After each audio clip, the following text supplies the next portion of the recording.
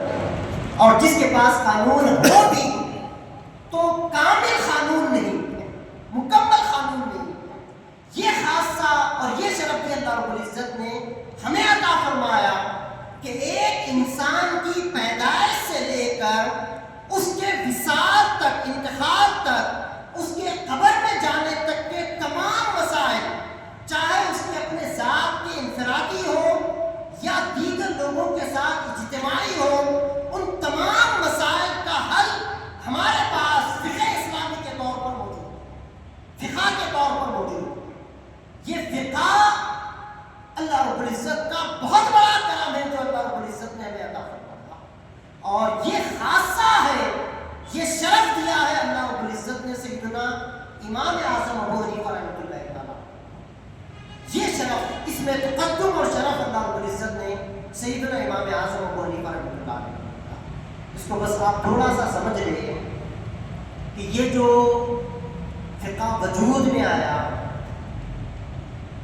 اگر یہ بات آپ کے سمجھ میں آئے تو بہت سارے اعتراضات بھی خود بخود حل ہو جاتے ہیں۔ یہ تقریباً دوسری صدی ہجری میں، یعنی حضور سرور کونین علیہ السلام کے دنیا سے پردہ فرمانے کے بعد، بلکہ صحابہ کرام کے بھی اس دنیا سے پردہ فرمانے کے بعد، تابعین کے دور میں 100 سال کے بعد دوسری صدی ہجری میں فقہ وجود میں آیا۔ اس کی ضرورت کیوں پیش آئی؟ اس وقت اسلام تیزی کے ساتھ پھیلتا چلا گیا، تیزی کے ساتھ۔ جو اسلام مکے سے نکلا تھا، مدینے میں وہ پروان چڑھا تھا، ترقی کیا تھا، اب وہ اسلام پھیلتے پھیلتے دنیا کے وسیع اور عریض مقامات پر، عراق میں چلا گیا، ایران میں چلا گیا، ادھر مصر میں چلا گیا، افریقہ میں چلا گیا، حتیٰ کہ یورپ تک کے کئی علاقوں تک اسلام پہنچ چکا تھا، ادھر ترکی تک پہنچ گیا، روس کے کئی علاقوں تک پہنچ گیا۔ اسلام اتنا تیزی کے ساتھ پھیلا تھا اور دنیا کی مختلف قومیں مسلمان ہوتی چلی گئی۔ اب یہ جو نئی قومیں مسلمان ہوئی تھی، ان قوموں کے لیے اولین مسئلہ تو یہ تھا کہ یہ عربی سے واقف نہیں تھے، عربی سے واقف نہیں تھے،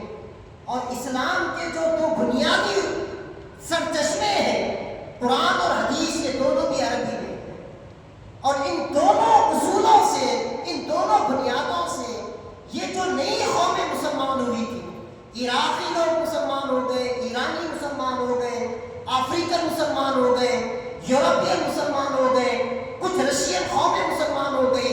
ان کو عربی سے کوئی واقفیت نہ تھی، تو نہ یہ قرآن سمجھ سکتے تھے، نہ حدیث سمجھ سکتے تھے۔ ایسے دور میں ضرورت اس امر کی تھی کہ کچھ لوگ اٹھے اور قرآن مجید اور احادیث مبارکہ کو سامنے رکھ کر اسلام کا ایک ایسا جامع دستور بنائے جو ہو تو قرآن اور حدیث کے عین مطابق، لیکن ہر قوم کو